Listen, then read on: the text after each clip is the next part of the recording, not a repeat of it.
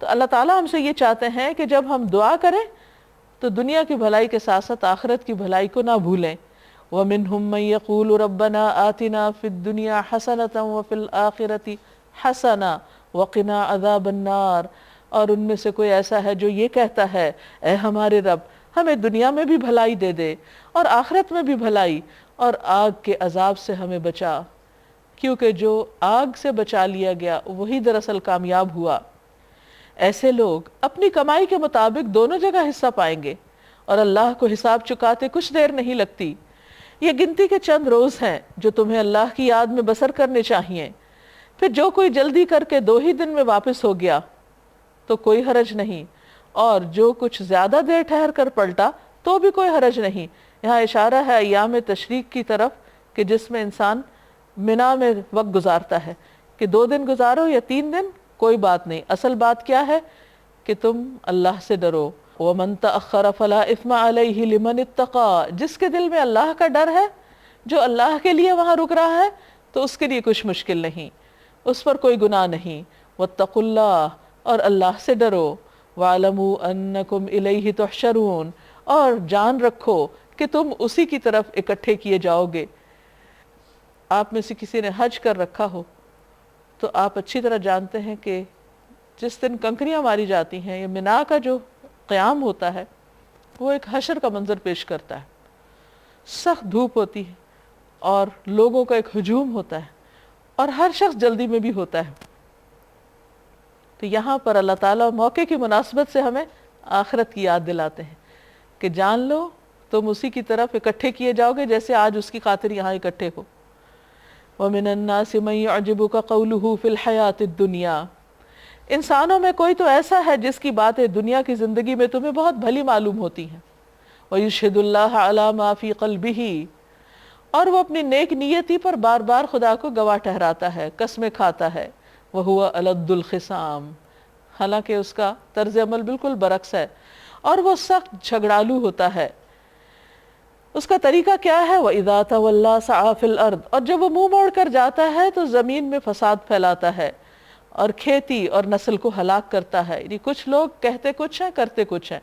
یہ بالکل وہی ہے جو سورت کے شروع میں آیا تھا کہ منافقین کی علامت بتائی گئی تھی کہ جب ان سے کہا جاتا ہے کہ زمین میں فساد نہ کرو تو وہ کہتے ہیں ہم تو اصلاح کر رہے ہیں. یہاں اس کو مزید الیبوریٹ کیا گیا ہے کہ کچھ لوگ باتیں بہت اچھی کرتے ہیں لیکن ان کا طرز عمل بالکل اس کے برعکس ہوتا ہے. وہ کہتے کچھ ہیں کرتے کچھ ہیں اور زمین میں فساد پھیلاتے ہیں، جس کی وجہ سے پھر ہر طرف خرابی پیدا ہوتی ہے اور خصوصاً انوائرنمنٹ جو ہے وہ متاثر ہوتا ہے. وَيُهْلِكَ الْحَرْثَ وَالنَّسْلَ وَاللَّهُ لَا يُحِبُّ الْفَسَادَ. اور اللہ کو فساد بالکل پسند نہیں. وَإِذَا قِيلَ لَهُ اتَّقِ اللَّهِ. اور جب اس سے کہا جاتا ہے کہ اللہ سے ڈرو. أَخَذَتْهُ الْعِزَّةُ بِالْإِثْمِ. تو اس کو عزت گناہ پر ابھارتی ہے، تو اپنے وقار کا خیال اس کو گناہ پر جما دیتا ہے. ایسے شخص کے لیے تو جہنم ہی کافی ہے اور وہ بہت برا ٹھکانہ ہے. رسول اللہ صلی اللہ علیہ وسلم نے فرمایا اللہ تعالیٰ کو انا پسند نہیں. رسول اللہ صلی اللہ علیہ وسلم نے فرمایا اللہ تعالیٰ کو سب سے زیادہ ناپسندیدہ بات یہ لگتی ہے کہ ایک آدمی دوسرے سے کہے کہ اللہ سے ڈرو اور وہ آگے سے جواب دے تم اپنی فکر کرو. اس کے برعکس ایک دوسرا گروہ بھی ہے انسانوں کا. وَمِنَ النَّاسِ مَن يَشْرِي نَفْسَهُ ابْتِغَاءَ مَرْضَاتِ اللَّهِ. اور لوگوں میں سے کوئی ایسا بھی ہے جو اپنے نفس کو اللہ کی رضا کی خاطر بیچ ڈالتا ہے، یعنی وہ اپنی جان کی بھی پرواہ نہیں کرتا، ہر قیمت پر اللہ کو راضی کرنا چاہتا ہے. وَاللَّهُ رَؤُوفٌ بِالْعِبَادِ. اور اللہ بندوں پر شفقت کرنے والا ہے، اللہ بندوں کے ساتھ مہربان ہے. وہ جانتا ہے کہ کس کے اندر کتنی ہمت ہے، کون کیا کر سکتا ہے. اللہ تعالیٰ تو بندوں کی نیتیں اور ارادے دیکھتا ہے کہ وہ اللہ سے کتنی محبت کرتے ہیں اور کون سا کام اللہ کو راضی کرنے کے لیے کرتے ہیں، ہاں دنیا میں اس کا کوئی فائدہ انہیں نہ بھی ملے. یا ایھا الذین آمنوا ادخلوا فی السلم کافہ. اے لوگو جو ایمان لائے ہو اسلام میں پورے کے پورے داخل ہو جاؤ، پورے کے پورے آ جاؤ. یعنی اپنی مرضی سے پک اینڈ چوز نہ کرو کہ کوئی چیز تو دین کی لے لی اور کوئی چیز بالکل دین کے اپوزٹ اختیار کر لی.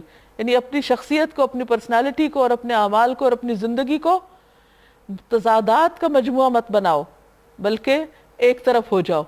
جو شخص دو کشتیوں میں پاؤں رکھے گا وہ ضرور ہلاک ہوگا۔ جو شخص کسی عمارت کے اندر جاتے ہوئے دروازے میں کھڑا رہے گا، ایک قدم باہر اور ایک اندر، وہ نہ باہر کا ہوگا نہ اندر کا ہوگا۔ اسی طرح دین کے معاملے میں بھی انسان کو ایک روش اختیار کرنی چاہیے اور پوری نیت اور ارادے اور جذبے کے ساتھ ہر کام کو اللہ کے لیے خالص کرتے ہوئے اللہ کی خوشی کو سب سے زیادہ مقدم رکھنا چاہیے اور اللہ کے ڈر کو سب سے اوپر رکھنا چاہیے، بندوں سے نہیں ڈرنا چاہیے۔ وَلَا تَتَّبِعُوا خُطُوَاتِ الشَّيْطَانِ، اور شیطان کے قدموں کی پیروی نہ کرو کیونکہ وہ دشمن ہے۔ إِنَّهُ لَكُمْ عَدُوٌّ مُبِينٌ، بے شک وہ تمہارا کھلا کھلا دشمن ہے۔ فَإِن زَلَلْتُم مِّن بَعْدِ مَا جَاءَتْكُمُ الْبَيِّنَاتُ، پھر اگر تم ڈگمگا گئے اس کے بعد کہ تمہارے پاس کھلی کھلی نشانیاں آ گئیں، تم متزلزل ہو گئے، تم شک میں پڑ گئے، حق پر تم نے استقامت اختیار نہ کی، فَاعْلَمُوا أَنَّ اللَّهَ عَزِيزٌ حَكِيمٌ، تو خوب جان لو کہ اللہ زبردست ہے، حکمت والا ہے۔ ان ساری نصیحت اور ہدایتوں کے بعد بھی اگر لوگ سیدھے نہ ہوں تو فرمایا کیا وہ اب اس بات کے منتظر ہیں کہ اللہ بادلوں کا چتر لگائے، فرشتوں کے پرے ساتھ لیے ہوئے خود سامنے موجود ہو اور فیصلہ ہی کر ڈالا جائے؟ یعنی پھر انسان اور کس بات کے انتظار میں ہے سوائے اس کے کہ پھر قیامت برپا ہو جائے۔ آخرکار سارے معاملات پیش تو اللہ ہی کے حضور ہونے والے ہیں۔ سل بنی اسرائیل، بنی اسرائیل سے پوچھ لیجئے۔ یہاں سوال یہ پیدا ہوتا ہے کہ بنی اسرائیل سے پوچھنے کے لیے کیوں کہا گیا؟ کیونکہ وہ اس وقت لوگوں کے سامنے ایک عبرت کے نمونے کے طور پر موجود تھے۔ ان کے پاس اللہ تعالیٰ کی کتنی نعمتیں تھیں، ان کی طرف پیغمبر بھیجے، ان میں سے بادشاہ اٹھائے، ان کو دنیا کی عزتیں عطا کی، لیکن اس کے باوجود انہوں نے ان ساری نعمتوں کی قدردانی نہ کی۔ فرمایا کہ ان سے پوچھ لو کہیں تم بھی ویسا ہی نہ کرنا۔ انہوں نے جب اللہ کا حکم نہیں مانا تو ان سے امامت لے لی گئی۔ ان سے پوچھو کہ جو اللہ کی نعمت کو بدل دیتا ہے پھر اس کا کیا حشر ہوتا ہے، یعنی جو اللہ کی نعمتوں کی قدردانی نہیں کرتا تو پھر اللہ کی پکڑ سے دور نہیں ہوتا۔ زُيِّنَ لِلَّذِينَ كَفَرُوا الْحَيَاةُ الدُّنْيَا، جن لوگوں نے کفر کی راہ اختیار کی ان کے لیے دنیا کی زندگی بڑی محبوب اور دل پسند بنا دی گئی، یعنی ان کے لیے ساری توجہ کا مرکز، ساری محبتوں کا مرکز بس دنیا ہو جاتی ہے۔ ایسے لوگ ایمان کی راہ اختیار کرنے والوں کا مذاق اڑاتے ہیں، کیونکہ وہ دنیا میں ترقی کر رہے ہوتے ہیں تو وہ سمجھتے ہیں کہ جو دین میں آ کر حلال حرام کی پرواہ کرتا ہے یا غلط اور صحیح کی وجہ سے اپنے نقصان کر لیتا ہے وہ بے وقوف ہے، تو لوگ اس کا مذاق اڑانے لگتے ہیں۔ مگر قیامت کے دن پرہیزگار لوگ ہی ان کے مقابلے میں بلند مقام پر ہوں گے۔ رہا دنیا کا رزق تو اللہ کو اختیار ہے، جسے چاہے بے حساب دے، یعنی ایسا نہیں کہ زیادہ رزق حرام کے راستے سے ہی حاصل ہو سکتا ہے، حلال کے ذریعے بھی حاصل ہو سکتا ہے، کیونکہ رزق تو اللہ کی تقسیم ہے۔ ابتدا میں سب لوگ ایک ہی طریقے پر تھے، پھر یہ حالت باقی نہ رہی اور اختلافات رونما ہوئے۔ تب اللہ نے نبی بھیجے جو راست روی پر بشارت دینے والے اور کج روی کے نتائج سے ڈرانے والے تھے، اور ان کے ساتھ کتاب برحق نازل کی تاکہ حق کے بارے میں لوگوں کے درمیان جو اختلافات ہوئے ہیں ان کا فیصلہ کرے۔ اور ان اختلافات کے رونما ہونے کی وجہ یہ نہ تھی کہ ابتدا میں لوگوں کو حق کے بارے میں بتایا نہیں گیا تھا، نہیں، اختلاف تو ان لوگوں نے کیا جنہیں حق کا علم دیا جا چکا تھا۔ یعنی بعض اوقات اختلاف اس وقت ہوتا ہے جب انسان کو کوئی مس انڈرسٹینڈنگ ہوتی ہے، کسی بات کا علم نہیں ہوتا، لیکن بعض اوقات اختلافات اس وقت بھی ہوتے ہیں جب لوگوں کے پاس علم ہوتا ہے۔ تو جہالت کی وجہ سے اختلاف تو قابل معافی ہو سکتا ہے، لیکن علم کے بعد اختلاف وہ ضد اور ہٹ درمی کی بنا پر ہوتا ہے، تو اس کے بارے میں یہاں بات کی جا رہی ہے۔ انہوں نے روشن ہدایات پا لینے کے بعد محض اس لیے حق کو چھوڑ کر مختلف طریقے نکالے کہ وہ آپس میں زیادتی کرنا چاہتے تھے، ایک دوسرے کے اوپر چڑھائی کرنا چاہتے تھے۔ پس جو لوگ انبیاء پر ایمان لے آئے انہیں اللہ نے اپنے اذن سے اس حق کا راستہ دکھا دیا جس میں لوگوں نے اختلاف کیا تھا۔ اللہ جسے چاہتا ہے راہ راست دکھا دیتا ہے۔ ام حسبتم ان تدخلوا الجنہ، کیا تم سمجھتے ہو کہ یوں ہی جنت میں چلے جاؤ گے؟ جنت میں داخلہ اتنا آسان ہے، فری ہے کہ کچھ بھی نہ کرو اور وہاں پہنچ جاؤ؟ حالانکہ ابھی تم پر وہ سب کچھ نہیں گزرا جو تم سے پہلے ایمان لانے والوں پر گزر چکا ہے۔ کیا ان پر سختیاں گزری، مصیبتیں آئیں، ہلا مارے گئے، حتیٰ کہ وقت کا رسول اور اس کے ساتھی اہل ایمان چیخ اٹھے کہ اللہ کی مدد کب آئے گی، اس وقت انہیں تسلی دی گئی کہ ہاں اللہ کی مدد قریب ہے، الا ان نصر اللہ قریب۔ لوگ پوچھتے ہیں کہ ہم کیا خرچ کریں؟ جواب دو کہ جو مال بھی تم خرچ کرو اپنے والدین پر، رشتہ داروں پر، یتیموں پر، مسکینوں پر اور مسافروں پر خرچ کرو، اور جو بھلائی بھی تم کرو گے اللہ اس سے باخبر ہوگا۔ عام طور پر انسان جب مال کماتا ہے تو وہ سمجھتا ہے کہ بس اس کے مال میں اس کے بیوی بچوں کا حق ہے یا قریبی رشتہ داروں کا حق ہے، اور ان پر خرچ کر کے خوش بھی ہوتا ہے، اور اس کے بارے میں اس کو کسی سے پوچھنا بھی نہیں ہوتا، کیونکہ اولاد کی، گھر والوں کی، رشتہ داروں کی، بہن بھائیوں کی، والدین کی محبت اس کے اندر ہوتی ہے، لہٰذا وہ ان کو خوش کرنا چاہتا ہے تو اپنا مال ان پہ خرچ کرتا ہے۔ لیکن یہاں پر اللہ تعالیٰ نے والدین، رشتہ داروں کے علاوہ یتیموں، مسکینوں اور مسافروں کا حق بھی بتایا، اور پھر اس کے علاوہ جو بھلائی بھی تم کرو گے تو اللہ اس کو خوب جانتا ہے۔ یعنی بہت لمبی لسٹ نہیں دی گئی، بہت سی چیزیں انسان کی عقل اور سمجھ اور شعور پر بھی چھوڑ دی گئیں۔ پھر فرمایا تمہیں جنگ کا حکم دیا گیا اور وہ تمہیں ناگوار ہے، ہو سکتا ہے کہ ایک چیز تمہیں ناگوار ہو اور وہی تمہارے لیے بہتر ہو۔ عَسَىٰ أَن تَكْرَهُوا شَيْئًا وَهُوَ خَيْرٌ لَكُمْ وَعَسَىٰ أَن تُحِبُّوا شَيْئًا وَهُوَ شَرٌّ لَكُمْ، اور ہو سکتا ہے کہ ایک چیز تمہیں پسند ہو اور وہی تمہارے لیے بری ہو، اللہ جانتا ہے تم نہیں جانتے۔ یہ زندگی کا ایک بڑا ہی خوبصورت قاعدہ ہے۔ بہت دفعہ ایسا ہوتا ہے کہ ہم کسی چیز کے پیچھے جان دے رہے ہوتے ہیں، وہ چیز ہماری محبت کا مرکز ہوتی، ہم سمجھتے ہیں اس کے بغیر ہم جی ہی نہیں سکیں گے، لیکن اللہ تعالیٰ وہی چیز ہم سے لے لیتا ہے۔ بعض اوقات کوئی ایسی صورت پیش آ جاتی جو ہمیں سخت ناگوار ہوتی اور ہم سمجھتے ہیں کہ شاید ہمارے ساتھ بہت ظلم ہو گیا، تو اللہ تعالیٰ فرماتے ہیں نہیں، اللہ بندوں پہ ظلم نہیں کرتا۔ ہو سکتا ہے کہ ایک چیز، اللہ کا فیصلہ تمہیں بہت ہی ناگوار ہو، سخت ناپسند ہو، لیکن تمہارے حق میں وہی اچھا ہو، اسی میں تمہاری اصلاح ہو، اسی میں تمہاری درجات کی بلندی ہو، اور اس کے اندر ہی تمہارے لیے آسانی چھپی ہوئی ہو، کیونکہ انسان اس وقت وہ آسانی نہیں دیکھ رہا ہوتا، صرف اس معاملے کے ظاہری پہلو کے اوپر بھی جان گھلا رہا ہوتا ہے کہ میرے ساتھ ایسا کیوں ہو گیا۔ اور اسی طرح بعض اوقات انسان کسی چیز کو پسند کرتا ہے اور وہ چاہتا ہے کہ وہ اس کو مل کر رہے، لیکن اللہ تعالیٰ اس کی وہ دعا نہیں سنتا، وہ چیز اس کو نہیں ملتی۔ کیوں؟ کیونکہ اللہ تعالیٰ جانتا ہے کہ وہ چیز اس بندے کے حق میں اچھی نہیں۔ مثلا آپ دیکھیے کہ بعض اوقات بچے کسی کھلونے پہ بہت ضد کرتے ہیں کہ ہمیں وہی ملنا چاہیے، اور اس پر روتے چلے جاتے ہیں، بعض اوقات روٹ جاتے ہیں، بعض اوقات چیزیں توڑنے پھوڑنے لگتے ہیں، بہت بری طرح ریاکٹ کرتے ہیں۔ لیکن ماں باپ جو سمجھدار ہوتے ہیں، جب وہ دیکھتے ہیں کوئی چیز بچے کے حق میں نقصان دہ ہے تو اس پہ فرم ہو جاتے ہیں۔ مثلاً بعض پیرنٹس جو ہیں وہ بچوں کو شروع میں تو خوشی سے لیپ ٹاپ وغیرہ لے دیتے ہیں، لیکن بعد میں وہ دیکھتے ہیں کہ بچوں کا وقت بہت ضائع ہو رہا ہے، نمبر ان کے نہیں آ رہے، تو وہ ان سے واپس لینا چاہتے ہیں، تو بچے روتے ہیں، تڑپتے ہیں کہ یہ ہمارے اوپر بہت ظلم ہو رہا ہے۔ تو ایسے میں کبھی بھی انسان کے پاس کوئی چیز آئے یا جائے تو وہ انسان کو کیا سوچنا چاہیے کہ اللہ کا فیصلہ میرے حق میں سب سے بہترین ہے۔ کیا ماں باپ بچے سے لیپ ٹاپ واپس لے کر اس پہ ظلم کر رہے ہوتے ہیں؟ حالانکہ اس میں اس کی جان ہے بچے کی، اور ماں باپ بچے سے محبت بھی کرتے ہیں، لیکن محبت میں ہی وہ اس سے وہ چیز لے رہے ہیں واپس جو انہوں نے خود دی تھی اس کو، کیونکہ اب وہ دیکھ رہے ہیں کہ وہ چیز اس کے حق میں نقصان دہ ہو رہی۔ اسی طرح بعض اوقات ہماری زندگی میں بھی کچھ چیزیں ایسی ہوتی ہیں کہ جو نقصان دہ ہوتی ہیں اور ہمیں نہیں پتا ہوتا کہ ہم کدھر کو جا رہے ہیں، تو یکا یک اللہ تعالیٰ وہ چیز ہم سے لے کے زندگی کا رخ موڑ دیتے ہیں۔ ہم اس وقت صرف اس پہ ہی پریشان ہوتے رہتے کہ تبدیلی کیوں آئی۔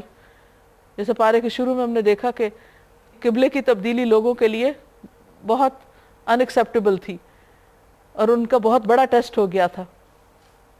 تو اسی طرح زندگی میں بھی جو تبدیلیاں آتی ہیں، جو چینجز آتی ہیں، بعض اوقات ہم ان کو اپنے حق میں اچھا سمجھتے ہیں، حالانکہ وہ اچھی نہیں بھی ہو سکتی، اور بعض اوقات ان کو بہت ناگوار سمجھتے ہیں، اپنے لیے اس پہ تکلیف محسوس کرتے ہیں، حالانکہ اس کے اندر بہت بھلائی ہوتی ہے۔ مثلا ڈاکٹر اگر بیمار کو آپریشن کے لیے کہتا ہے، سرجری کے لیے کہتا ہے، تو وہ مریض کو بہت تکلیف دہ بھی محسوس ہوتی ہے یا اس کے لیے سخت ناگوار ہے، مگر اسی میں اس کے لیے خیر و بھلائی بھی ہوتی۔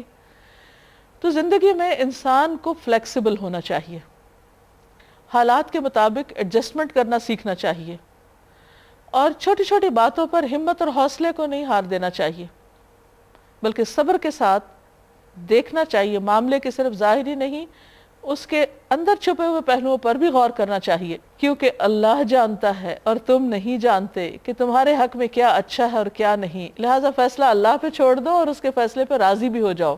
لوگ پوچھتے ہیں ماہ حرام میں لڑنا کیسا ہے؟ کہو اس میں لڑنا بہت برا ہے۔ حرام مہینے وہ ہیں جن میں لوگ عمرہ اور حج کرتے تھے، رجب اور پھر اس کے بعد ذی القعدہ، ذی الحج اور محرم، یہ 4 مہینے عربوں کے ہاں ان میں لڑائی منع تھی۔ اب ہوا ایک دفعہ یہ کہ رجب کا مہینہ شروع ہو چکا تھا اور مسلمانوں کو پتہ نہیں تھا کہ ان کے ہاتھ سے ایک شخص مارا گیا مشرکین کا۔ اس پر انہوں نے بہت بڑا ایک فتنہ اٹھا دیا کہ یہ اپنے آپ کو مسلمان کہتے ہیں اور پیغمبر کو ماننے والے اور بہت سی چیزوں کا دعویٰ کرتے ہیں، لیکن انہوں نے حرام مہینے کی حرمت کا پاس نہیں رکھا، حالانکہ وہ صرف ایک مس انڈرسٹینڈنگ تھی۔ تو اللہ تعالیٰ فرماتے ہیں آپ انہیں بتا دیجئے کہ حرام مہینے میں جنگ کرنا اچھا نہیں، قل قتال فیہ کبیر لیکن وصد عن سبیل اللہ وکفر بہ والمسجد الحرام واخراج اہلہ منہ اکبر عند اللہ، اللہ کے راستے سے لوگوں کو روکنا، اللہ سے کفر کرنا، مسجد حرام کا راستہ لوگوں پر بند کرنا، اور حرم کے رہنے والوں کو وہاں سے نکالنا، یعنی مدینہ سے جو مسلمانوں کو نکال دیا گیا تھا، اللہ کے نزدیک اس سے بھی زیادہ برا ہے۔ تم تو ایک ایسے واقعے کو ایشو بنا رہے ہو، کبھی اپنی غلطیوں کو بھی دیکھو کہ تم نے کیسے کیسے ظلم کیے ہیں۔ اور ایک حقیقت ہے کہ بعض اوقات انسان دوسرے کی چھوٹی سی خامی، چھوٹی سی برائی کو لے کر اتنا اچھالتا ہے، اتنا بڑا ایشو بنا دیتا ہے کہ نان ایشو سے ایک بہت ہیوج ایک، یعنی کہ جیسے لگتا ہے لاوا پھٹ کے نکل آیا ہے۔ تو یہ طرز عمل درست نہیں۔ جو انسان اپنی خطاؤں کو یاد رکھے، اپنی غلطیوں کو یاد رکھے، اپنے قصور اور کوتاہیاں اس کی نظر میں ہو، تو وہ ایسا نہیں کر سکتا۔ تو اللہ تعالیٰ نے اس موقع پر مسلمانوں کی بھی اصلاح کی، اور ساتھ جو اصل ظالم تھے ان کی بھی نشاندہی کی کہ اپنے قصور بھی یاد رکھو۔ والفتنۃ اکبر من القتل، اور فتنہ خون ریزی سے بھی زیادہ شدید تر ہے، یعنی فتنہ و فساد اللہ تعالیٰ کو بالکل پسند نہیں۔ وہ تو تم سے لڑے ہی جائیں گے حتیٰ کہ ان کا بس چلے تو تمہیں اس دین سے پھیر لے جائیں، اور یہ جان لو کہ تم میں سے جو کوئی اس دین سے پھرے گا اور کفر کی حالت میں جان دے گا، اس کے اعمال دنیا اور آخرت دونوں میں ضائع ہو جائیں گے۔ ایسے سب لوگ جہنمی ہیں اور ہمیشہ ہی جہنم میں رہیں گے، بخلاف اس کے جو لوگ ایمان لائے اور جنہوں نے اللہ کی راہ میں اپنا گھر بار چھوڑا اور جہاد کیا، وہ رحمت الہی کے جائز امیدوار ہیں۔ اللہ ان کی لغزشوں کو معاف کرنے والا اور اپنی رحمت سے انہیں نوازنے والا ہے۔ یسألونک عن الخمر والمیسر، پوچھتے ہیں شراب اور جوئے کا کیا حکم ہے؟ کہو ان دونوں چیزوں میں بڑی خرابی ہے۔ یہ پہلا حکم ہے شراب کے بارے میں، جس میں صرف اس کی کراہت کا اظہار کر دیا گیا، اور بھی سٹیپ بائی سٹیپ اگلے 2 احکام کے ساتھ اس کو بالکل حرام کر دیا گیا۔ اگرچہ ان میں لوگوں کے لیے کچھ منافع بھی ہیں، ذہنی طور پہ تیار کیا جا رہا ہے کہ ٹھیک ہے تمہیں کچھ وقتی فائدے نظر آتے ہیں، مگر ان کا گناہ ان کے فائدے سے بہت زیادہ ہے۔ اب بعض لوگ اس بحث میں پڑ جاتے ہیں کہ کہاں لکھا ہے لفظ حرام ہے قرآن میں، شراب کے لیے حرام کا لفظ نہیں۔ دیکھیے یہاں پر یہ جو کہا جا رہا ہے کہ ان کا گناہ بہت بڑا ہے، تو جس چیز میں کبیرہ گناہ ہو وہ حلال کیسے ہو سکتی ہے، وہ جائز کہاں سے ہو سکتی ہے؟ اور صرف وقتی فائدوں کی خاطر جو بہت ہی معمولی ہیں تم اللہ کی ناراضگی مول لوگے۔ وَيَسْأَلُونَكَ مَاذَا يُنْفِقُونَ، پوچھتے ہیں ہم راہ خدا میں کیا خرچ کریں۔ اب آپ دیکھیے کہ یہ سوال بڑا خوبصورت ہے، دوسری دفعہ آیا۔ یہ کون پوچھتا ہے؟ وہی جو نیکی کمانا چاہتا ہے، وہی جو اس بارے میں فکر مند ہے کہ اللہ نے جو مجھے مال دیا ہے میں اس سے اپنی آخرت کے کون سے کام کروں، یا میرے اوپر کیا ذمہ داریاں عائد ہوتی ہیں، میرے فرائض کیا ہیں، اور ان کی تفصیل وہ جاننا چاہتا ہے۔ وَيَسْأَلُونَكَ مَاذَا يُنْفِقُونَ قُلِ الْعَفْوَ، پیچھے تو بتا دیا گیا والدین، رشتہ دار اور دیگر لوگ، لیکن یہاں پر کیا فرمایا؟ جو ضرورت سے زائد ہے خود سوچو۔ كَذَلِكَ يُبَيِّنُ اللَّهُ لَكُمُ الْآيَاتِ لَعَلَّكُمْ تَتَفَكَّرُونَ، اس طرح اللہ تمہارے لیے صاف صاف احکام بیان کرتا ہے، شاید کہ تم دنیا اور آخرت دونوں کی فکر کرو، غور و فکر کرو، یعنی خرچ کرتے وقت دیکھو کہ دنیاوی اعتبار سے کیا ٹھیک ہے اور کیا نہیں، اور اسی طرح تمہاری آخرت کے لیے کیا اچھا اور کیا نہیں۔ مومن کے فیصلے بہترین فیصلے ہوتے ہیں، کیونکہ وہ فیصلے صرف دنیا کو سامنے رکھ کے نہیں کرتا، وہ آخرت کو سامنے رکھ کے ڈیسائیڈ کرتا ہے، لین دین کے معاملے میں، خرچ کرنے کے معاملے میں، کسی کو دینے اور کسی سے روکنے کے معاملے میں، اور یہی بہترین طریقہ ہے۔ وَيَسْأَلُونَكَ عَنِ الْيَتَامَى، پوچھتے ہیں یتیموں کے ساتھ کیا معاملہ کیا جائے۔ پھر آپ دیکھیے کہ یہ ایک حساس دل کا سوال ہے کہ یتیم کے ساتھ کیسا سلوک ہونا چاہیے۔ کہو جس طرز عمل میں ان کے لیے بھلائی ہو وہی اختیار کرنا بہتر ہے۔ یہاں آپ دیکھ رہے ہیں کہ نبی صلی اللہ علیہ وسلم کے ذریعے جو سوال کیے گئے، اللہ سبحانہ تعالیٰ نے ان کے کوئی پوائنٹ وائز جواب نہیں دیے، بلیک اینڈ وائٹ میں نہیں بتایا، بلکہ کچھ بتایا اور کچھ سوچنے اور غور و فکر کرنے کے لیے چھوڑ دیا، اور یہی دین کا معاملہ ہے۔ ہم بعض اوقات لوگوں سے سوال کرتے ہیں، ایک عالم سے سوال کرتے ہیں، پھر دوسرے کے پاس چلے جاتے ہیں، پھر تیسرے کے پاس، بس فتویٰ شاپنگ ہوتی رہتی ہے، کیونکہ کام کچھ کرنا نہیں ہوتا تو سوال کر کر کے بال کی کھال اتار کے اپنے آپ کو جسٹیفائی کر لیتے ہیں کہ اگر ہم کوئی کام نہیں کر رہے تو اس میں ہمارا کوئی قصور نہیں۔ لیکن ایک دوسرا طرز عمل یہ ہوتا ہے کہ سوال اس لیے کیا جاتا ہے کہ اس کے حق کو جانا جا سکے اور عمل کیا جا سکے۔ ایسا شخص کسی ایک شخص کے پاس جا کر جو صاحب علم ہو، پوچھ کر جواب دیتا ہے اور پھر اس کے بعد اپنا کام شروع کر دیتا ہے، یعنی جو اس کو جواب ملتا ہے اس کے مطابق اپنا کام کرنے لگتا ہے، اور یہی ایک صحیح طریقہ ہے، یہی ایک اچھی بات ہے، کیونکہ انسان جو عمل کرنا چاہے اس کو اللہ تعالیٰ ایک ہنٹ دے دیتا ہے اور غور و فکر کا موقع فراہم کر دیتا ہے کہ اچھا اب آگے خود سوچو۔ فرمایا کہ ان کی اصلاح بہتر ہے۔ وہ پوچھ رہے ہیں کہ ان سے کریں کیا؟ فرمایا ان کے ساتھ جو ان کے حق میں اچھا وہ کرو، اور اگر تم اپنا اور ان کا خرچ اور رہنا سہنا مشترک رکھو تو اس میں کوئی مذائقہ نہیں، آخر وہ تمہارے بھائی بند ہی تو ہیں۔ برائی کرنے والے اور بھلائی کرنے والے دونوں کا حال اللہ پر روشن ہے، اللہ کو سب پتہ ہے کون کس نیت سے کیا کر رہا ہے۔ اللہ چاہتا تو اس معاملے میں تم پر سختی کرتا، مگر وہ صاحب اختیار ہونے کے ساتھ صاحب حکمت بھی ہے۔ وَلَا تَنْكِحُوا الْمُشْرِكَاتِ حَتَّى يُؤْمِنْ، تم مشرک عورتوں سے ہرگز نکاح نہ کرنا جب تک کہ وہ ایمان نہ لے آئیں۔ ایک مومن لونڈی مشرک شریف زادی سے بہتر ہے، اگرچہ وہ تمہیں بہت پسند ہو، اور اپنی عورتوں کے نکاح مشرک مردوں سے کبھی نہ کرنا جب تک کہ وہ ایمان نہ لے آئیں۔ ایک مومن غلام مشرک شریف سے بہتر ہے، اگرچہ وہ تمہیں بہت پسند ہو، یعنی صرف ظاہریت پر نہیں جانا، ایمان کو دیکھنا۔ یہ لوگ تمہیں آگ کی طرف بلاتے ہیں، اور اللہ اپنے اذن سے تم کو جنت اور مغفرت کی طرف بلاتا ہے، اور وہ اپنے احکام واضح طور پر لوگوں کے سامنے بیان کرتا ہے۔ توقع ہے کہ وہ سبق لیں گے اور نصیحت قبول کریں گے۔ پوچھتے ہیں کہ حیض کا کیا حکم ہے؟ کہو وہ ایک گندگی کی حالت ہے، اس میں عورتوں سے الگ رہو اور ان کے قریب نہ جاؤ جب تک کہ وہ پاک صاف نہ ہو جائیں، پھر جب وہ پاک ہو جائیں تو ان کے پاس جاؤ جیسا کہ اللہ نے تم کو حکم دیا ہے، یعنی صحیح طریقے سے۔ اللہ ان لوگوں کو پسند کرتا ہے جو برائی سے باز رہیں اور پاکیزگی اختیار کریں، جو توبہ کریں اور پاکیزہ رہیں۔ نساؤکم حرث لکم، تمہاری عورتیں تمہاری کھیتیاں ہیں۔ بعض لوگ اس پہ بڑا ناراض ہوتے ہیں کہ عورت کو کھیتی کیوں کہا گیا، حالانکہ دوسری طرف لوگ زمین کے ایک ایک بالش پہ لڑ رہے ہوتے ہیں، جان دے رہے ہوتے ہیں۔ اللہ تعالیٰ نے عورت کو کھیتی کہہ کے اس کی قدر و قیمت کم نہیں کی، بلکہ بہت بڑھا دی ہے کہ وہ ایک بہت ویلیوبل چیز ہے، وہ تمہارے لیے بہت فائدے کی ہے، اور اس میں عورت کی ایک قدر و قیمت اس اعتبار سے ہے کہ وہ ایک پروڈکٹیو چیز ہے، وہ ایک نسلوں کو تیار کرنے والی ہے۔ اور پھر کسان اپنی کھیتی کے ساتھ کیا سلوک کرتا ہے، اس کے لیے کتنی نگہداشت کرتا ہے، کتنا کیئرنگ ہوتا ہے، اس کو کس طرح سرسبز رکھتا ہے، اس کا ہر طرح سے خیال کرتا ہے، اس کی حفاظت کرتا ہے۔ یہ کہہ کے شوہر کی ذمہ داری بھی ایک طرح سے انڈائریکٹلی بتا دی گئی کہ تمہیں اپنی بیوی کی کس طرح قدر کرنی ہے، اس کا کیسے خیال رکھنا ہے۔ فَأْتُوا حَرْثَكُمْ أَنَّا شِئْتُمْ، تم اپنی کھیتی کے پاس آؤ جہاں سے تم چاہو، یعنی جس طرح چاہو اپنی کھیتی میں جاؤ۔ وَقَدِّمُوا لِأَنفُسِكُمْ، مگر اپنے مستقبل کی فکر کرو، یعنی صرف دل بہلانے کے لیے کوئی اپنی کھیتی میں نہیں جاتا، بلکہ اس سے اپنے مستقبل کے لیے کچھ ارن بھی کرتا ہے۔ اس میں ایک طرح سے انڈائریکٹلی یہ بتایا جا رہا ہے کہ عورت صرف دل لبھانے کا ذریعہ نہیں ہے، بلکہ اللہ تعالیٰ نے اس کو جس مقصد کے لیے پیدا کیا اور ایک مخصوص جسم دیا، اس کی قدر و قیمت اس میں ہے کہ وہ اپنے ان فرائض کو نبھائے، اور مرد کو حکم دیا گیا کہ وہ اس کے لیے اس کو فیسیلیٹیٹ کرے. واتقوا اللہ واعلموا، اور اللہ سے ڈرو، یہاں بھی اللہ سے ڈرنے کا حکم ہے.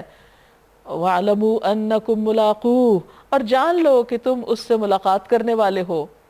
یعنی اگر اس معاملے میں کچھ گڑبڑ کی، حدود پار کی، زیادتی کی، اپنی فطرت سے ہٹ گئے، تو پھر ایک دن اللہ کے سامنے جا کر کھڑے ہو کر حساب دینا ہوگا. وبشر المؤمنین، اور مومنوں کو خوشخبری دے دو. ولا تجعلوا اللہ عرضۃ لایمانکم ان تبروا وتتقوا وتصلحوا بین الناس، اللہ کے نام کو ایسی قسمیں کھانے کے لیے استعمال نہ کرو جن سے مقصود نیکی اور تقوی اور بندگان خدا کی بھلائی کے کاموں سے باز رہنا ہو. یعنی اللہ کا نام لے کے نیکی سے پیچھے مت ہٹو. اللہ تمہاری ساری باتیں سن رہا ہے اور سب کچھ جانتا ہے. جو بے معنی قسمیں تم بلا ارادہ کھا لیا کرتے ہو ان پر اللہ گرفت نہیں کرتا. یعنی ایک دم منہ سے اگر کوئی قسم نکل جاتی تو وہ قابل مواخذہ نہیں، جس کو لغو قسم کہتے ہیں. وَلَٰكِن يُؤَاخِذُكُم بِمَا كَسَبَتْ قُلُوبُكُم، لیکن وہ تمہارا مواخذہ کرے گا، تم کو پوچھے گا اس معاملے میں جو تمہارے دلوں نے ارادے کے ساتھ قسمیں کھائیں. یعنی جو سچے دل سے قسم کھاتے ہو اس پر پوچھ ہوگی. یعنی قسم کھائے انسان پورے ہوش و حواس کے ساتھ اور کوئی عہد کرے اور پھر اس کو توڑ دے اللہ کا نام لے کر، تو یہ اللہ کے نام کی بے حرمتی ہے، اس پر پکڑ ہوگی، پوچھ ہوگی. بعض اوقات ایسا ہوتا ہے کہ انسان غصے میں ہوتا ہے اور غصے میں وہ کسی ایسے کام کے لیے قسم کھا دیتا ہے کہ مثلا وہ کسی سے ملے گا نہیں، یا کسی پہ صدقہ خیرات نہیں کرے گا، یا کسی کو فائدہ نہیں پہنچائے گا. ایک تو اس سے روکا گیا، اور دوسری طرف یہ کہ بے وجہ قسمیں مت کھاؤ. اور پھر تیسری یہ کہ اگر پکی قسم کھاؤ تو اس کو نبھاؤ بھی، اللہ کے نام کی لاج رکھو. واللہ غفور حلیم، اللہ بہت درگزر کرنے والا اور بردبار ہے. اب ان قسموں میں بعض لوگ اپنی بیویوں کے ساتھ تعلق نہ رکھنے کی قسم کھا لیتے تھے، تو اس کے بارے میں فرمایا للذین یؤلون من نسائہم تربص 4 اشہر. جو لوگ اپنی عورتوں سے تعلق نہ رکھنے کی قسم کھا بیٹھتے، یعنی بعض اوقات بیوی سے ناراض ہو کر اس کو لٹکتا چھوڑ دیتے ہیں اور ان سے کوئی کسی قسم کا ریلیشن شپ نہیں رکھتے، فرمایا ان کے لیے 4 مہینے کی مہلت ہے. اگر انہوں نے رجوع کر لیا تو اللہ تعالیٰ معاف کرنے والا اور رحیم ہے، اور اگر انہوں نے طلاق ہی کی ٹھان لی ہو تو جانے رہے کہ اللہ سب کچھ سنتا اور جانتا ہے، وہ دیکھ رہا ہے کہ کس کا قصور ہے اور کون ظلم کر رہا ہے. والمطلقات یتربصن بانفسہن 3 قروء، جن عورتوں کو طلاق دے دی گئی ہو وہ 3 مرتبہ ایام ماہواری آنے تک اپنے آپ کو روکے رکھیں، یعنی عدت کا زمانہ گزاریں. اور ان کے لیے جائز نہیں کہ اللہ نے ان کے رحم میں جو کچھ خلق فرمایا ہو، یعنی پریگننسی وغیرہ، اس کو چھپانا نہیں بلکہ ظاہر کرنا ہے. اور یہ عدت کا مقصد بھی یہی ہے. انہیں ہرگز ایسا نہ کرنا چاہیے، یعنی چھپانا نہیں چاہیے، کیونکہ جس کی اولاد ہے اس کو اسی سے ہی منسوب ہونا چاہیے اگر وہ اللہ اور روز آخر پر ایمان رکھتی ہیں. ان کے شوہر اگر تعلقات درست کر لینے پر آمادہ ہوں، یعنی رجوع کرنا چاہیں، تو وہ اس عدت کے دوران میں انہیں پھر اپنی زوجیت میں واپس لینے کے حقدار ہیں. یعنی اگر ایک دفعہ طلاق دی ہے اور اس کے بعد ابھی مدت 3 مہینے کی ختم نہیں ہوئی اور بیچ میں رجوع کرنا چاہتے تو شوہر کو اللہ نے حق دیا وہ واپس لے سکتے اپنی طلاق کو. لیکن اگر 3 دفعہ انہوں نے ایسا کر لیا تو اس کے بعد طلاق بائن ہو جائے گی، پھر رجوع کی اجازت نہیں. وَلَهُنَّ مِثْلُ الَّذِي عَلَيْهِنَّ بِالْمَعْرُوفِ، عورتوں کے لیے بھی معروف طریقے پر ویسے ہی حقوق ہیں جیسے مردوں کے حقوق ان پر ہیں. یہ ایک بہت ہی خوبصورت آیت ہے جس میں مرد اور عورت دونوں کے حقوق کی بات کی گئی ہے، کہ صرف مرد کے حقوق نہیں عورت کے بھی ہیں. لیکن عورتیں یہ یاد رکھیں وَلِلرِّجَالِ عَلَيْهِنَّ دَرَجَةٌ، البتہ مردوں کو ان پر ایک درجہ حاصل ہے. وہ کس طرح کہ گھر کی زندگی میں، گھر کے ادارے میں عورت اپنے شوہر کی مددگار ہے، اور مینیجر کا رول مرد کو دیا گیا ہے، ذمہ دار مرد کو بنایا گیا ہے. جیسے کسی بھی ادارے میں، مثلا کسی آرگنائزیشن میں، کسی اسکول میں، کسی بھی جگہ پر ہیڈ ایک ہی ہوتا ہے. جسم میں بھی آپ دیکھیے کہ سر ایک ہی ہے، سر 2 نہیں ہو سکتے، ہاتھ 2 ہیں، پاؤں 2 ہیں، یہ ورکر زیادہ بھی ہیں لیکن سر ایک ہے. اسی طرح ہیڈ آف اسٹیٹ ایک ہوتا ہے، گھر کا بھی ہیڈ ایک ہی ہوتا ہے اور عورت اس کی مددگار ہے. اس کا یہ مطلب نہیں کہ عورت کا درجہ کم ہو گیا. حقوق کی بات پہلے ہوگی، دونوں کے حقوق ہیں، لیکن کسی بھی کام کو آرگنائز کرنے کے لیے، اس کا نظام درست کرنے کے لیے ایک شخص ذمہ دار ہو سکتا ہے. اگر ذمہ داری دو پہ برابر کی ڈال دی جائے تو پھر کوئی بھی ذمہ دار نہیں ہوتا. کسی کار کو دو لوگ اکٹھے مل کر نہیں چلاتے. ہاں ڈرائیور سیٹ اس پہ بار بار ڈرائیورز بدل سکتے ہیں، لیکن ایک وقت میں ایک ہی ڈرائیور ہوگا. اسی طرح ایک کشتی کا ایک ہی ملاح ہوگا، اگر دو ملاح بیٹھ گئے تو کشتی ڈوب جائے گی. اسی طرح اگر گھر میں دونوں برابر کے ہی سربراہ بن جائیں تو پھر دونوں کی باہم ایک ٹکر ہی ہوتی رہے گی اور گھر برباد ہو جائے گا. اور جہاں پر یہ ہوتا ہے وہاں ہم دیکھتے ہیں کہ نتائج کیا ہوتے ہیں. اس لیے عورت کو یہ کہا گیا کہ وہ فائنل اتھارٹی مرد کو دے دے، اگرچہ مرد کے ذمہ ہے کہ تمام امور مشورے سے طے کرے. واللہ عزیز حکیم، اور اللہ عزیز ہے، اقتدار رکھنے والا ہے، حکیم ہے.